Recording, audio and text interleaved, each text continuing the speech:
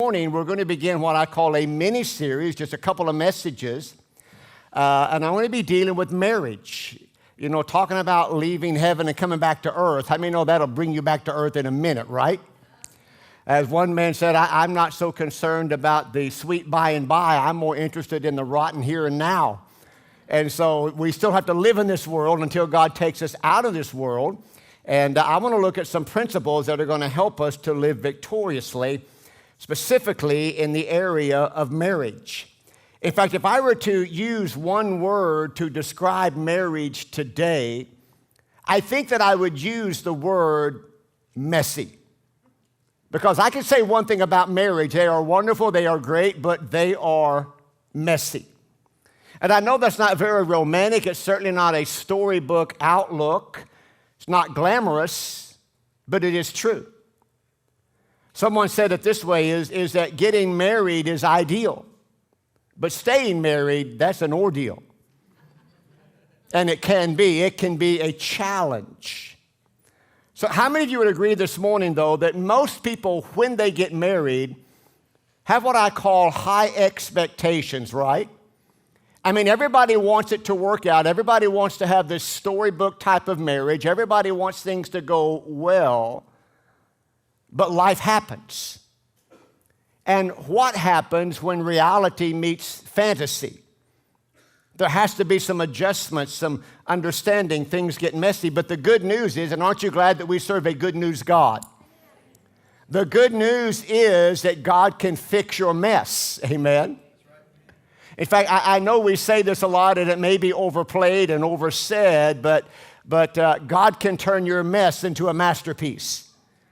And if your marriage today is a mess, I mean, not even a hot mess, just a plain mess, ugly mess, God can take it and God can fix it and God can restore your marriage. So let's pray this morning. God, I thank you today that you know us and you know where we are, you know our life, and Father, you know the battles that we face, and yet you still choose to move in our lives and, Father, to help us through every area of life. And I pray today for marriages, for all of our marriages, God, whatever they look like, that today that we would come to a place that we invite you in, really invite you in.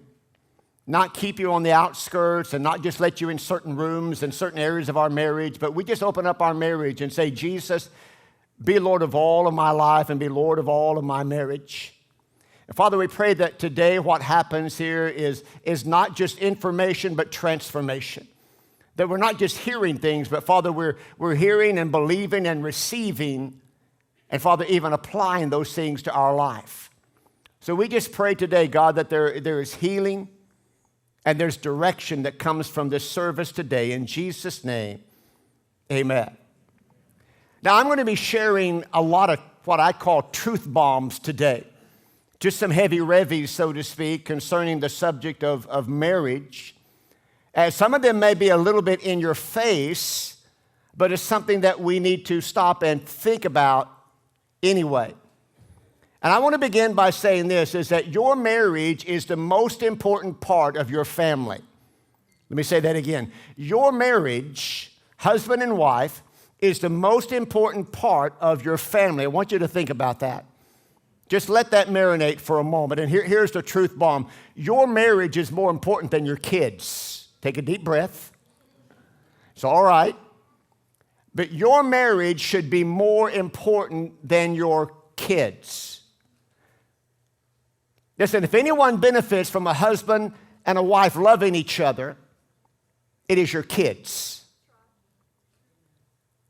We've all heard the saying that a picture is worth 1,000 words. I want to give you some statements here. And you know, when we hear certain things, our mind automatically creates some pictures. And yet I'm believing that some of these are going to just maybe create a banner for you to operate under concerning your marriage. So when I say these, just kind of let your imagination go out there and think about you fulfilling this role. I just want to say some things. First of all, I want to encourage you this morning to guard your marriage. What comes to mind? What mental picture do you get when I say you need to guard your marriage? Maybe you get an Old Testament picture of the watchman that stands on the wall and he looks out from the city over the horizon and he's watching for anything that might come against him, anything that might come against the city, anything that looks like it might be an enemy. And he's standing guard and he's ready to alert everybody to say, we've got to rally forces and stand against that. We need to do that for our marriages. When I say protect your marriage, be a covering for your marriage. You know, be willing that anything that looks like it might be harmful to avoid that thing in your marriage. Fight for your marriage. I don't mean just wrestle with some things. I mean fight for your marriage. Invest in your marriage. What mental picture do you get? And when I say pray for your marriage, because we don't pray enough for our marriages. See, let me say it again. The greatest thing that you can give to your kids, and I'll even extend that and say to your grandkids and even to the next generation, is a mom and dad, a husband and wife that genuinely love each other and are putting that on display in the home for the kids to see and witness firsthand. Now, let me share with you what is the greatest challenge of marriage and what is the goal of marriage, because this is what God said. In Genesis chapter 2, God said, here's the purpose of marriage. And so this is the challenge, and this is the purpose, and this is the goal. In Genesis chapter 2, verse 24, God says, for this reason shall a man leave his father and mother, because they're not a part of this marriage. It's not all of y'all together. Uh-oh. You still love and you will still respect them, but mom and dad are not a part of your marriage. For this reason shall a man leave his father and mother and be joined to his wife, and here's the purpose of marriage, and they shall become one flesh. The idea behind marriage, the purpose behind marriage are two people becoming one. Blending two lives together. Amos chapter 3 says, how can two people walk together unless they be agreed? You cannot have two separate visions of marriage, two people doing their own thing. It's got to be two people coming together and the two of you becoming one. One goal, both going in the same direction. See, in marriage, we're not competing, we're completing. In your marriage, you don't compete with one another, but you complete one another. So since that is the goal of marriage, of two people becoming one and coming together, how many know the enemy, Satan, immediately is going to go to work on a marriage relationship to divide that marriage and to separate that husband and wife? And he's going to use anything and everything that he can in order to push them apart when God says, I want them to get closer together. So in other words, this is how marriage starts. When you get married, I mean, you pull your chair. You guys are as close as you can be. It is honeymoon time. So you have a husband and wife that are close together. We've got married. We've got this goal. We have a vision for what we want our lives to be. But when you get back from the honeymoon, listen, life happens. And you get back from the honeymoon, you got to go to work.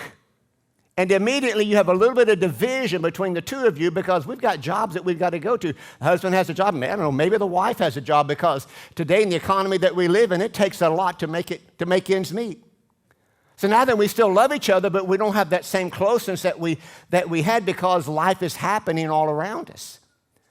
Then after you've been married for a little while, the inevitable happens. You have kids. Oh, wait a minute, let's be real. And this is why I call kids wedgies, because they wedge themselves between mom and dad.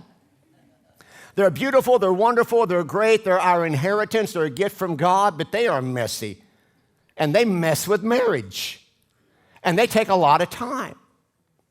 Then after you've been married and you have kids, you got a mortgage, maybe you got a business that you're building, and you're really contributing a lot of time and a lot of effort into everything like that. And the more you go, it just keeps, our kids need a lot of attention. They got to be taken to sports and dance class and gymnastics. And then you have another kid. Are you kidding me? I still love you. I just can't be close to you right now. And all of these things happen. And so that's what happens in marriage. And we get this separation. It doesn't mean these things that are in between are bad. They're not here nor there. Just it has pulled us off the goal of marriage. And you have to do everything you possibly can to pull yourself back together and for the two of you to become one. That means you got to do whatever it is physically. If you have to have date nights, if you have to have priorities, if you have to do everything you can spiritually, you got to pray together. You got to do everything you can to keep the two of you working together, staying together, and becoming one and staying one. Let me switch lanes here for just a moment. How many of you remember Blockbuster? Anybody? Wasn't that a great store? I mean, it's a lot of fun. You go pick out your movie and stand in line and, you know, listen to your kids whine for all the candy that's around them. Wonderful experience. What about Kodak? Anybody remember Kodak? You used to have to take your pictures to Walgreens and have them developed. Borders. You know, all these are stores that used to be, I mean, they still may exist in some form or another, but for the most part, they are not what they used to be if they're not completely gone or extinct. And the reason that they no longer last is they failed to grow and adapt to the future. They failed to figure things out. They didn't know how to change. They didn't know how to grow. They didn't know how to reinvent themselves. They didn't know how to stay what they were, true to what they were supposed to be and what they were supposed to offer. And that happens in marriages when we stop being creative, when we stop thinking forward, when we start realizing that our lives are changing and that maybe we're coming into different seasons of our life and we need to understand what those seasons are. And even though the seasons change, the goal of the two becoming one never does. And the reason I say that is because we all know of the scariest statistic of all concerning marriage, and that is that half of all marriages end in divorce. And that statistic is same in the church as it is outside of the church. Straight across the board, almost every other marriage doesn't survive and doesn't make it. That is a frightening statistic. And so I'm here this morning to try to offer some hope from God's word, no matter where your marriage is. I mean, if you're at the top of the mountain on your marriage and everything is good, that's great. Let's stay there. Let's take it from good to great. But if you're under the mountain today, right, and you feel like life is piling on, let's help dig you out and get you established so that we can begin to build the kind of marriage that God wants us to have. So since we're talking about divorce, do you know what the number one cause of divorce is? The number one cause of divorce is this: unreal and unmet expectations. Unreal and unmet expectations. So can I give you some examples of that?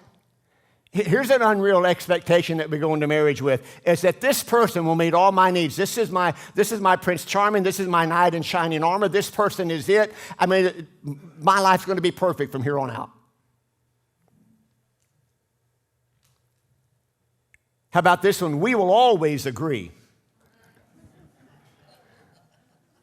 That's what I thought. We won't have any problems.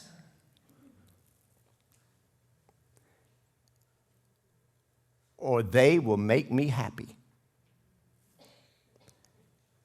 Now, if you expect marriage or getting married is going to make you happy, you will wreck your marriage.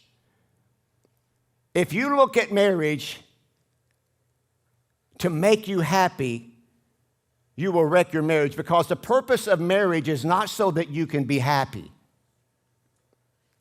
In fact, the purpose of marriage is so that you can make the other person happy. Did you feel the shift? Do you hear the scramble right now?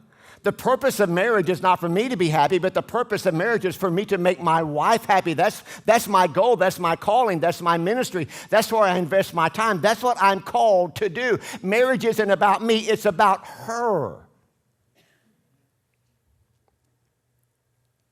Can I drop another truth bomb? I've got several. Here's one. That I'm not sure we really love our spouses like we think we do. Let me show you what I mean. Most of us do our marriage out of duty. And I get that. I do what I'm supposed to do, right? I mean, I provide for my marriage and I do the things that I need to do. And that's great because a big part of marriage is commitment, that whether you feel like it or not. See, here's the thing about marriage is you got to show up every day because marriage is work. You can't phone it in. You can't mail it in. You got to show up boots on the ground. You got to show up ready to go to work every stinking day. You got to be there and say, man, something needs to be done today. I've got to fix something. I've got to work on something. I've got to plan for something because marriage is work. Just like your job is work, you got to show up and go to work every day. But when I do marriage out of duty, I'm only doing what is my commitment. What if we tried doing marriage out of delight? Okay, quick survey. Don't raise your hands on this. But how many of you try really hard to be patient with your spouse? Don't raise your hand. How many of you try really hard to be patient with your spouse? How many of you try really hard to be kind? These are good things, right? How many try really hard to be gentle and loving or even to believe in your spouse 100%? And if you do those things, that is great, but that is an entry-level marriage. What if we move from duty because that's what we should do? That's the baseline. That's what we're supposed to do. We're supposed to try hard to love our spouse. We're supposed to try hard to be patient and kind and loving and believing in all of those things. But what if we took it to the next level and we delight in doing those things? So it's my joy to wait on my wife. Thank God I've got a wife. It's my joy to be kind to her because she's a gift from God. And so, God, I thank you. It may take some work sometimes, but I thank you, God. Thank you for the incredible gift that you've given me to be gentle, to be loving. See, we can take it to the next level, to be loving and respecting.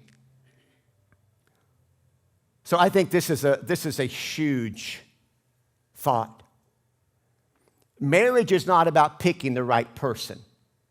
Now, again, you do need to find someone you're compatible with. You do need to find a friend, somebody you can be best friends with, because that's so important in marriage relationship. Find somebody that you're compatible with, but marriage is not about picking the right person, because I've always said, once you say I do, that becomes the right person. You have entered into a covenant. You can make it work, okay? But marriage isn't about picking. It's about practicing. What are we practicing? 1 Corinthians 13, the great love chapter of the Bible. In fact, I want to read that. It won't take me just a moment, but I think it's important for what we're doing today. So just a few verses out of that 13th chapter. If I speak with human eloquence and angelic ecstasy but don't love, I'm nothing more than a creaking of a rusty gate. If I speak God's word with power, revealing all his mysteries and making it everything plain as day, and if I have faith that says to a mountain, jump, and it jumps, but I don't love, I'm nothing. If I give everything I own to the poor and even go to the stake to be burned as a martyr, but I don't love, I've gotten nowhere. So no matter what I say, what I believe, or what I do, I am bankrupt without love. Then he goes on to describe love. Here's love. Love never gives up. Love cares more for others than for self. Love doesn't want what it doesn't have.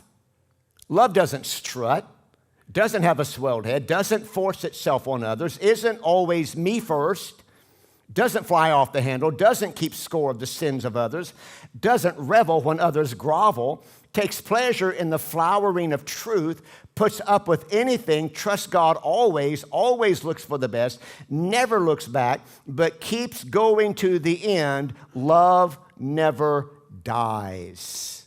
Wow. That's a next level marriage. That's where we really begin to understand what marriage is about. Now, are there any fight fans in the house? I don't mean fighting each other. I mean, you like boxing, you like MMA. Anybody MMA? Actually, I had a couple of ladies last night. Some ladies back there that like MMA. All right.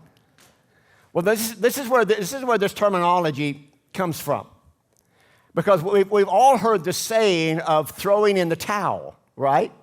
And what that happens is when your guy is getting beaten so badly that you can't stand it anymore, Usually somebody in the corner will take a towel, and the referee knows what it means, and they will take that towel and they will throw the towel in the middle of the ring. And when that happens, the referee instantly stops the fight. It's over because they said, we've had enough. I actually saw a fight one night, a highlight reel of a fight of a one night, where the guy walks over to the corner, grabs his own towel, and throws it in the middle of the ring. He'd had enough. Since we're talking about that number one statistic that half of all marriages fail, what divorce is? Divorce is when you say, I can't do this anymore, I can't take this anymore, I've had enough, I'm not putting up with this, and you throw in the towel. Now, let me say this because I don't know where you are in marriage. I don't know if you're married, divorced, remarried, married again, divorced again. I don't know. That's not the point. I'm not here to put guilt and condemnation on anyone. I'm here to help someone, wherever you are in marriage, to go forward. All right? So this is not a thing condemning that, hey, I've got it all together, because I don't. I'm just trying to, but I still have to speak truth. I got to show you some things. So I'm not on anybody's case this morning, but I'm trying to help you right where you are. Divorce is throwing in the towel. Marriage is picking up the towel. Divorce is throwing in the towel. Marriage is picking up the towel. In John chapter 13, Jesus was sitting with his disciples. So he got up from the meal, took off his outer clothing, and wrapped a towel around his waist. And after that, he poured water into a basin and began to wash his disciples' feet, drying them with the towel that was wrapped around him. Nobody else wanted to wash the disciples' feet. They were all saying, I'm too important. I want Jesus to look at me. I want him to be, so I can't lower myself because I want Jesus to pick me to be his right-hand man. I want to be with him, and if I'm serving, they're going to see me as lowly. So nobody was willing to wash anybody's feet. But Jesus got up and took the towel and said, I got this. And he humbled himself, and he began to wash the feet of those around him. And he got to Peter, and Peter said, no way, Jesus. I'm going to let you wash my feet. And Jesus said, if you don't let me serve you, and if you don't humble yourself, you can't be my disciple. And Peter said, God, I'm sorry. Just wash me all over.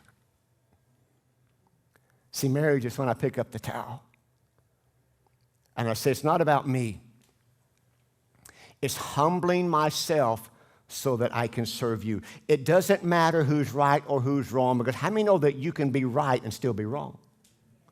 It's not important whether you win the fight, because sometimes you can win the argument, but you've done so much damage to your spouse. Was it really worth it? That you wounded them and you hurt them and they may never recover from it, but you're right. Wow. That's not right. Marriage says, I'll take the towel and I'll serve. It's about being humble. Marriage says, I'm second. Now, I know that we can't always get there overnight, but we can take steps. In fact, I started thinking about this, and steps are important because steps are how we get there. I'm a teacher. I always teach with steps or keys or principles to try to give somebody, because I'm a pastor. That's what I do. Pastors are to be teachers. But sometimes it's hard to take that step. Sometimes you got to take the baby step. So let me just give you just some baby steps that will help you along the journey. And you might want to write these down because I think they're significant, they are helpful. Number one is this: love your spouse even when you don't like your spouse.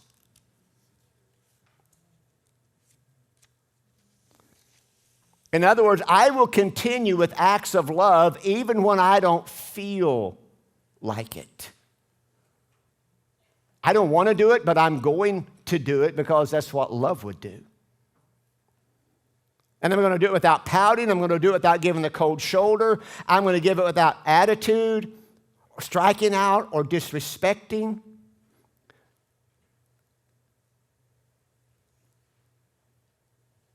Loving your spouse when you don't like your spouse is when I humble myself and I walk in love and I serve.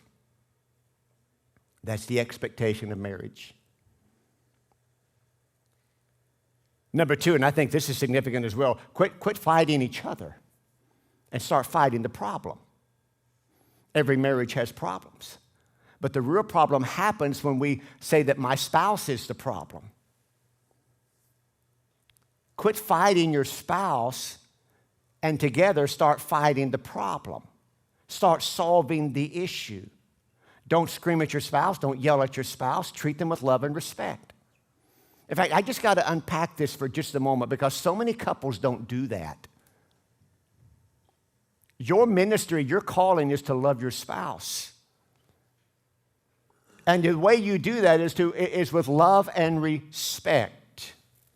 Now, I'm going to say this, and I say it at marriage conference, and any opportunity we get to teach. I've said it in my own church over and over. I'm going to say it again, is that my wife and I made a deal, made a commitment when we were married 36 years ago. I almost missed that first service, but I'm a quick learner. I don't want another black eye, so I'm sorry, honey. Listen, all right.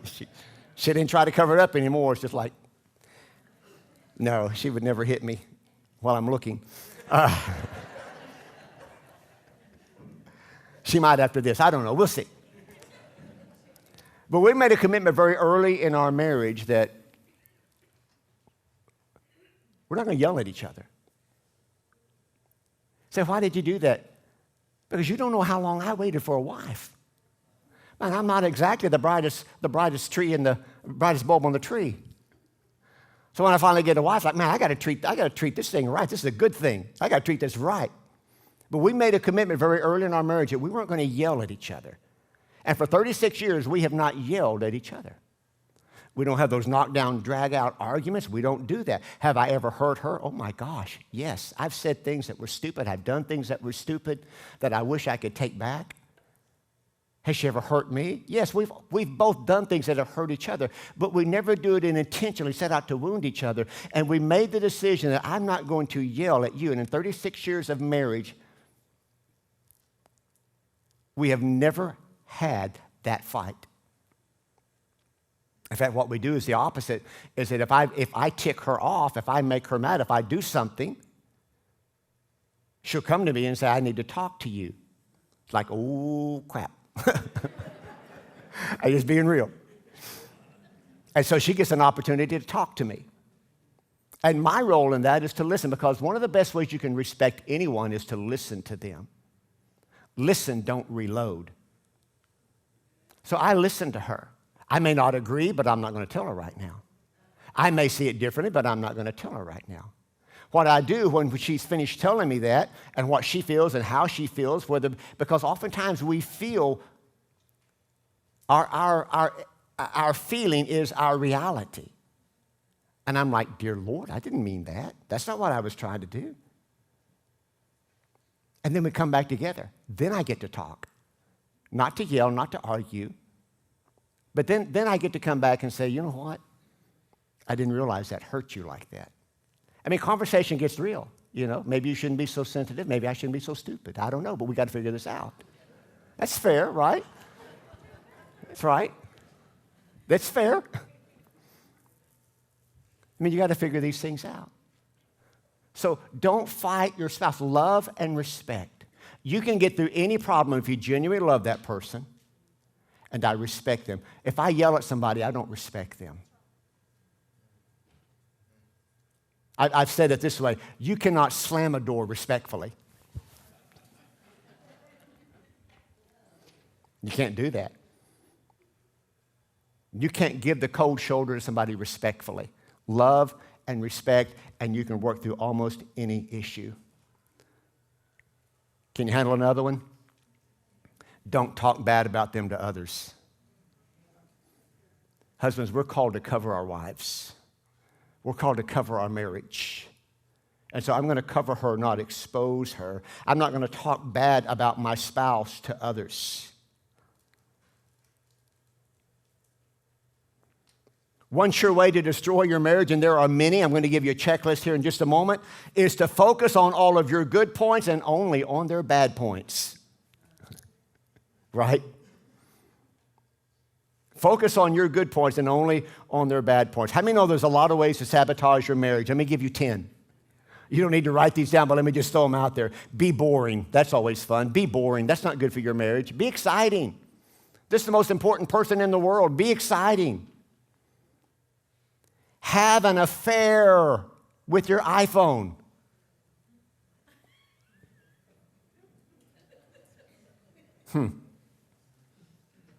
Spend more money than you have.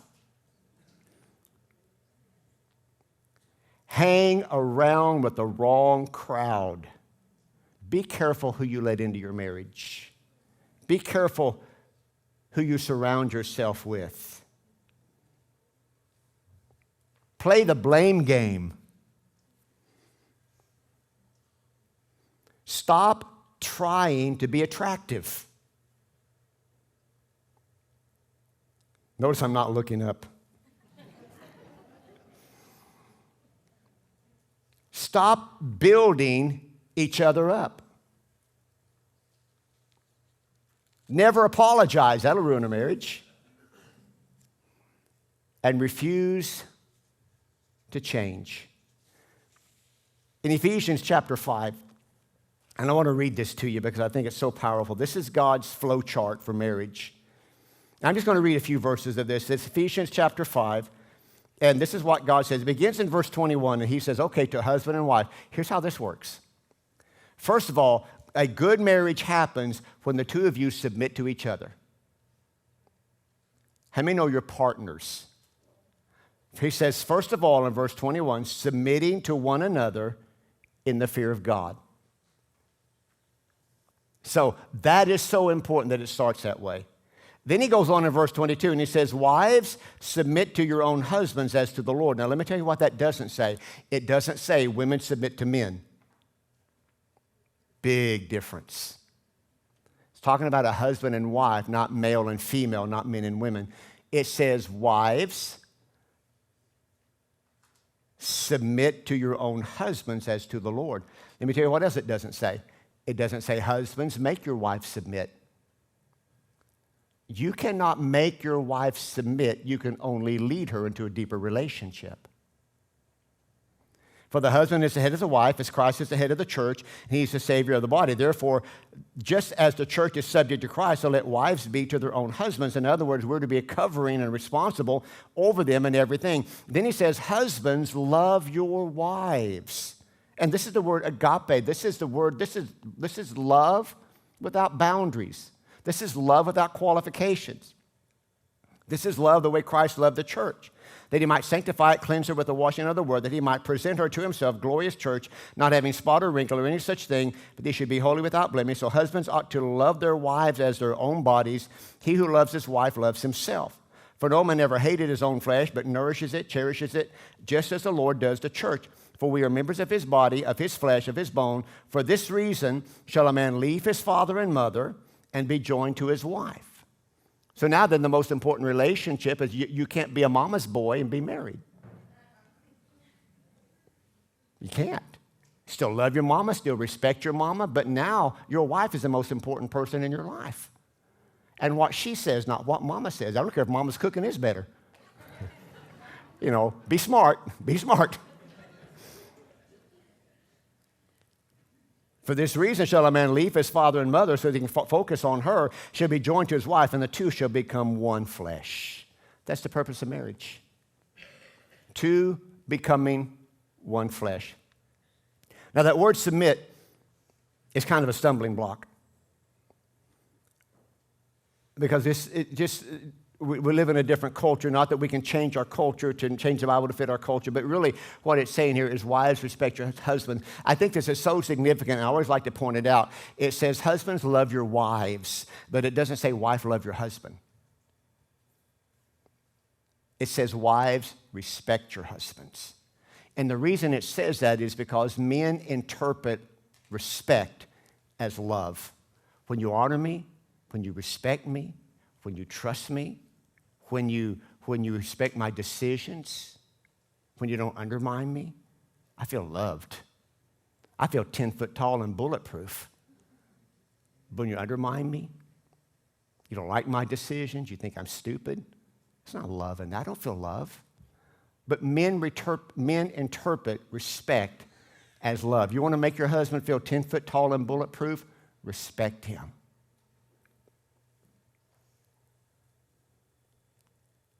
Men, the way to get your wife to respect you is unconditional love. That she knows that she is first place, that she doesn't have to compete with anyone or anything. She is number one. She doesn't have to compete with the bass boat, the tea time, deer season. I'm not saying you can't do all that stuff. Just make sure she knows she's first. See, there was a time in our marriage, I had another lady in my life called the church. And I had to get the church out of the way so that my wife knew she was first. Then I could pastor the church when she knew she mattered more than anything. I'm going to stop right there. I'm going to give you this one last piece of advice. You don't have to take it. But marriage is a gift. And maybe I should have put this up first. It just seemed to fit there. Marriage is a gift from God. And here's how I think about that. Maybe for Christmas or maybe for your birthday, somebody got you a gym membership as a gift.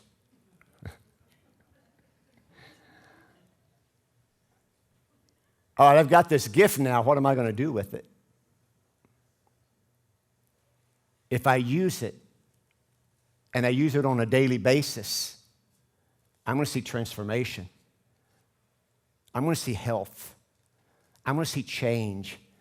I'm going to put the effort in. I'm going to put the work in. And if I take this gift and I work with it every day, things are going to get better. Marriage is a gift, but it can't be neglected. You have to work on your marriage. I want you to stand with me this morning, if you would, please. And I want us to do something this morning. I just want you to if you would just close your eyes for just a moment, or however you don't have to close your eyes, however you tune out, just tune out for just a moment from the world. Because what I'm going to do this morning is not significant, but significant. It's not a big deal, but it's a very big deal. It's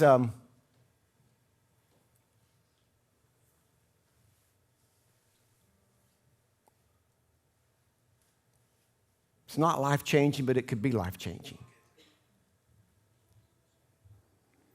And that is, I want to pray over marriages this morning. We've already been praying over your marriage.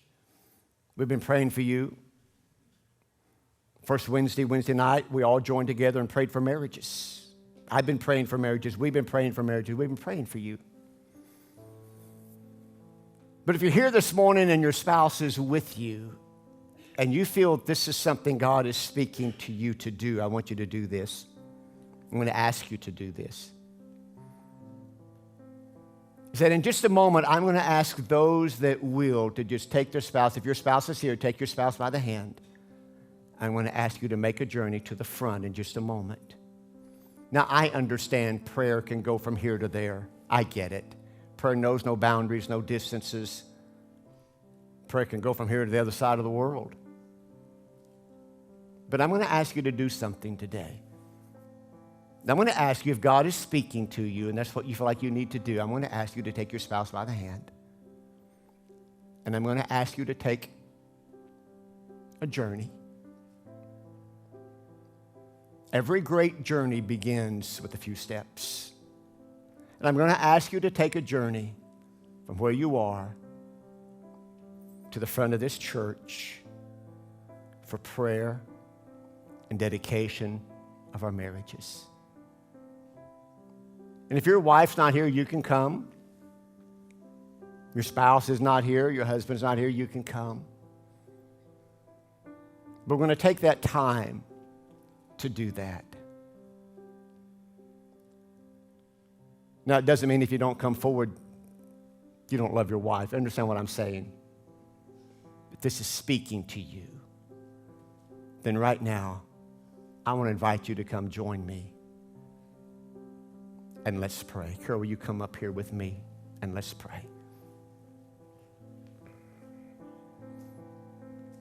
Take your spouse by the hand and take a journey.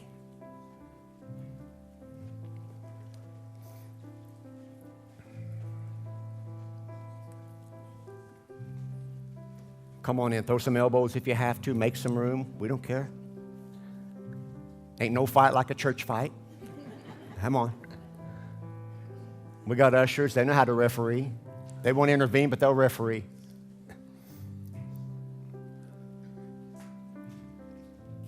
Now, let me tell you why this is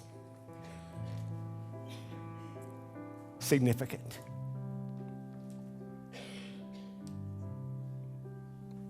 Because it says,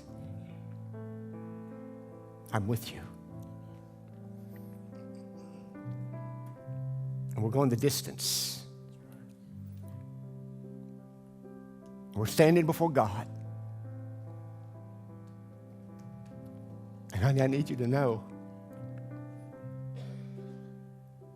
I'm a goof up, but I'm your goof up.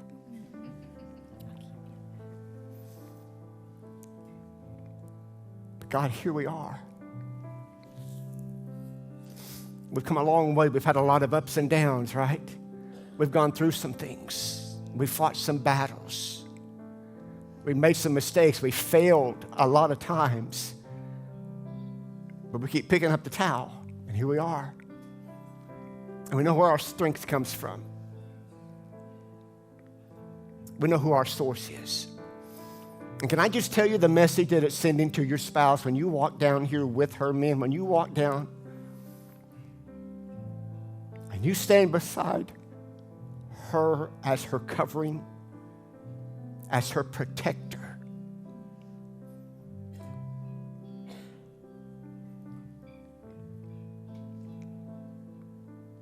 Now I stand here and say, ain't nobody messing with her. They'll have to deal with 145 pounds of fury. Whew, scared myself a little bit. But that's not the point. She knows I'd fight for her. Oh, it wouldn't be pretty, but she knows I'd fight for her.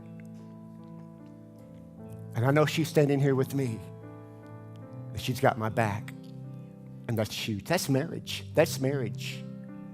There's no cake, right? That ship sailed, man, eating the cake, and now it's work. But I want to pray for your marriage. God, everyone that is standing here today matter, and they matter to you. And God, every marriage that is here, God has made it this far, but we're not stopping. We've made it this far, but Father, we're not resting. We've made it this far, and we're going to continue to go forward in Jesus' name. And Father, we take a moment and stand against every demonic influence that comes against marriages. Father, every devil, every satanic thought, every stronghold of the enemy that comes to steal, to kill, and to destroy. And we bind that in the name of Jesus. Father, when we fight for our marriages, we don't just fight physically for them to protect them, but we fight spiritually. And we as men and as leaders, Father, we pray a protection, a hedge of protection over our wife, over our kids. And Father, but right now we just lift up, because the most important part of our marriage, of our family, is our marriage right now. God, I pray for healing. I pray that today is a fresh start. I pray that it is indeed a new beginning. In Jesus' name. In Jesus' name. Amen. Amen. Now I want you to do something. If your wife is there, your spouse is there, take them by the hand. Look at them. Look at them. Men, we're going to lead the way with this. Come on, you've done this before, but this is powerful. Men, I want you to look at your wife, and I want you to say these.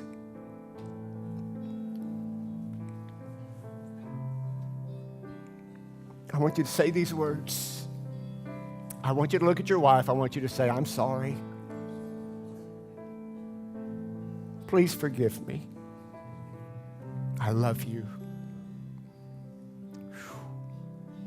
Wow. Wives, I want you to look at your husband. And I want you to say, I forgive you. Please forgive me. I love you. Now kiss her like you mean it.